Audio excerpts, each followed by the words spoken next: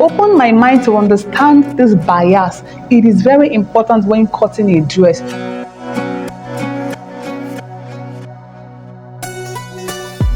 Hello everyone, welcome back to the channel. This is Yancy Thrills and I call you my thriller, so it's good to be back here. Welcome to class, welcome to class. So last time I introduced that I was going to start a training on the beginner sewing tutorial, and I said that this week I was going to start with defining some terminologies in sewing so that while we progress in teaching, you won't get confused when I use any term. So these are the basic terms for our better understanding. And the first term is basic bodice. Basic bodice. So basic bodice is the part of the dress starting from your shoulder to your waist, and then you can now attach it to the down part, the skirt part. So that is the basic bodice. So when you hear people say, I used to say sometimes when I say upper bodice, that's kind of a tautology, because when you say bodice, it's just the upper part already.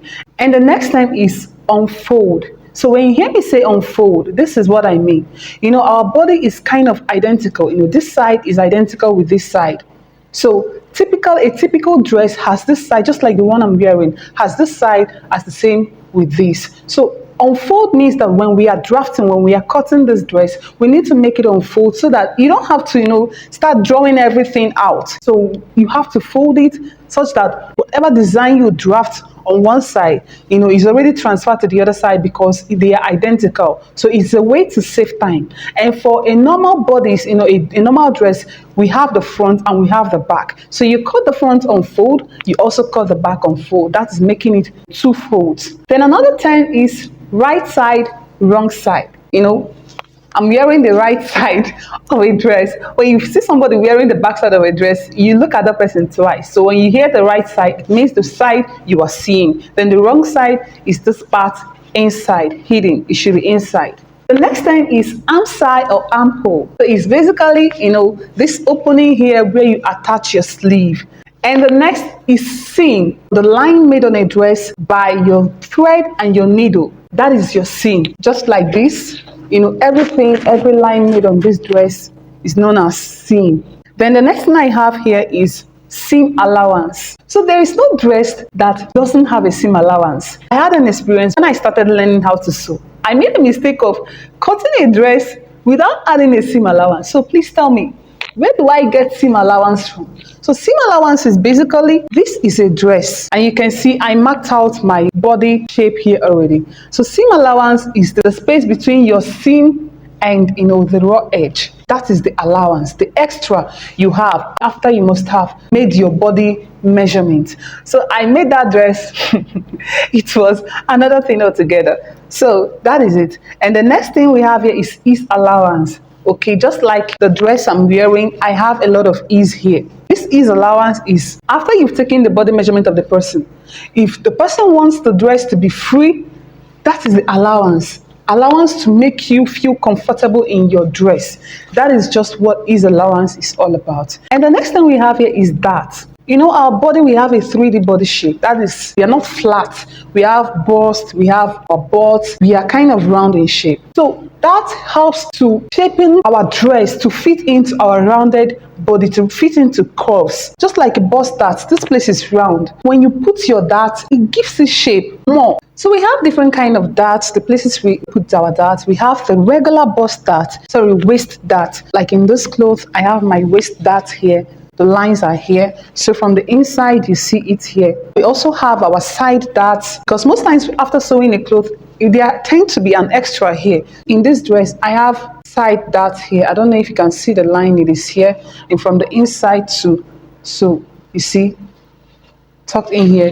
Then on all of that, we have a shoulder dart, the one running from the shoulder to your bust. We also have princess darts, the one running from your armhole and all that. So as we progress, you will see all these things. And then we have facing. It's basically an extra fabric that you add to the edge of a dress while sewing. Most times it's always added to the neckline, the armhole line, like this one. This is the front of this dress. This is the neck. But I added a facing. You can see the back. So this is called facing. It's what you add to the edge And how we sew it is, this is the front of the dress. So you place this facing right side, facing the right side of this facing here, and you sew it just like you see. So you sew it, and when you're done sewing it, you now turn it. So you don't get to see the seam here. It gives it a neat finishing. And also you see the armhole, I also used facing to turn the armhole. And then to this facing, let's go further to another term which is called interfacing. So interfacing is kind of a woven material or something like that that you can attach to this facing. That's based on choice. You can attach to a dress to add thickness to it or to kind of stabilize it from moving about.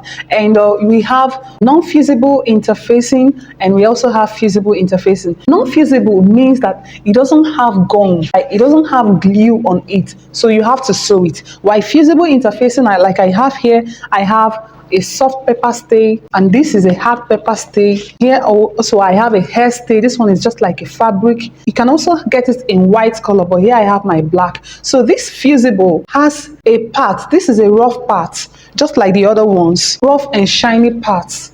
So just when you get to market to buy it, you will know when you place it on your fabric, that is on the wrong side of your fabric. I've already explained what wrong side is. So you iron it to activate this glue and it gums right on it. So it's used to stabilize cloth. And the next thing we have to define here is notch. You will hear me say that a lot, notch. So notch is used for identifying different places, identification, and also to take note of, okay, like while sewing, there are times that you have to, let me say this dress, you have to, kind of divide, maybe you're making a princess that dress or bustier. So you have to cut off these places. So when sewing it, in order to know which part belongs to which part, first of all, I will have to, hold this place together, these two, and then give it a notch so that while sewing, I will know that this part belongs to this part.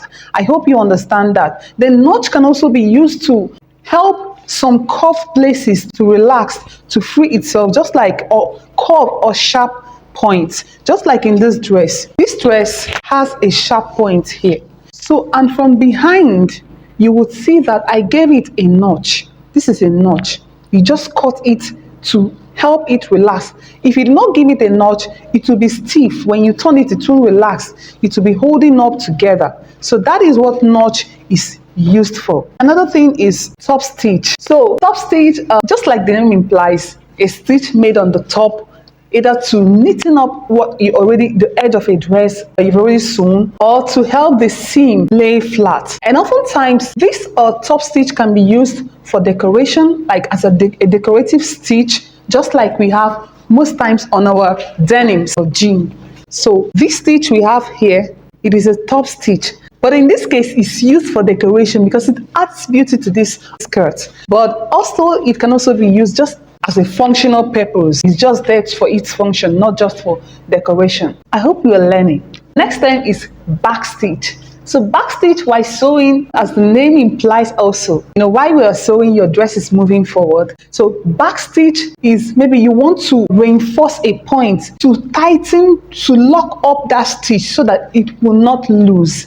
That is just it. The next time is raw edge. So raw edge is any unfinished part of a fabric, just like we have here. This side, it still has raw edge. You see, it's bringing out thread. So this is a raw edge. Then when you hear hem a dress, just like if only I can touch the hem of a garment. So the hem of a dress, when you're asked to hem a dress, it means that you should neaten up this raw edge. However you want to neaten it, it means finish it up, like fold it into like twice and sew. Or you can use your pinkish shear scissors, just make it neat. Just like I already have my sleeve here, knitting up. So that is what hem a dress is. The next time we have is selvage. Just like in this fabric, this is the selvage. This part that has the company's name and the name of the fabric, then it's always width-wise, the width of a dress. The yardage side is the selvage part. It helps this fabric not to fray, as you can see it. It's not bringing out thread.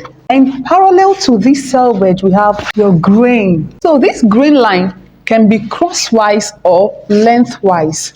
It's just straight, just parallel to this selvage. I hope you understand that. It's very important. So let's progress first. The next to this is your bias. Bias is the point that is 45 degrees to the selvage. This is the selvage. So 45 degrees to this is like this. So it's diagonal. And the bias is oftentimes stretchy. Like we know, this fabric doesn't stretch. I'm stretching it towards the selvage side. It doesn't stretch. I'm also stretching it this way. It doesn't stretch.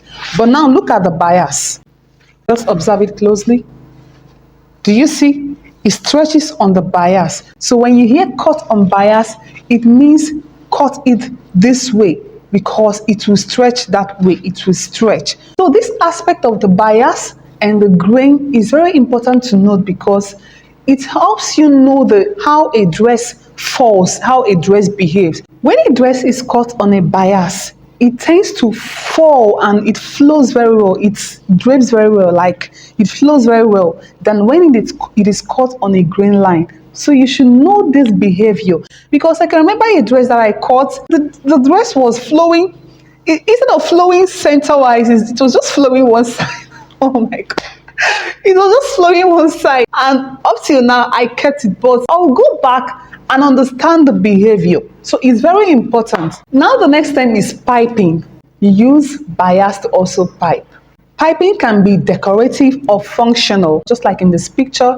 Okay, I made use of the bias to decorate that dress in as much as I used it to hem the dress, but it also served as a decoration. So I used the bias to pipe it, to pipe the raw edge. Then on this one here, I cut the same fabric. I turned it. Okay, let me show you bias. So this is a bias. It has 1/4 inch folded on each side, 1/4 inch folded on this side, 1/4 inch folded on this side, and then when you can use it to pipe your dress. So now you see it stretches. So a fabric cut on bias always stretches. It's very important. Maybe when you use it to finish up a dress that has curves, this stretch helps it flow. You can buy it like this, store-bought one, or you can create it with your fabric itself. Okay, so if at this point you are enjoying this class, please give this video a thumbs up, and I'm waiting for you to do that. Also go ahead to subscribe, the red button, so subscribe.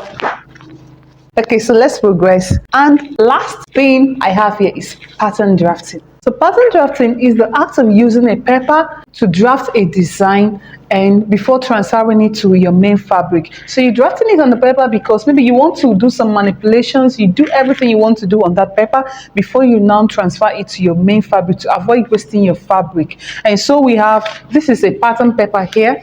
It also comes in brown colors. So you see here I already drafted the design and I then placed it on my fabric to cut. So with this, we've come to the end of this class and I hope you enjoyed learning a lot today. Please go ahead and drop your comments using the comment section and see you in class next time. Next tutorial will be on drafting the upper bodies. Oh, sorry. So the next tutorial will be on drafting the bodice part. Get your paper, get your measuring tape and everything. And see you in class. Take care. Bye.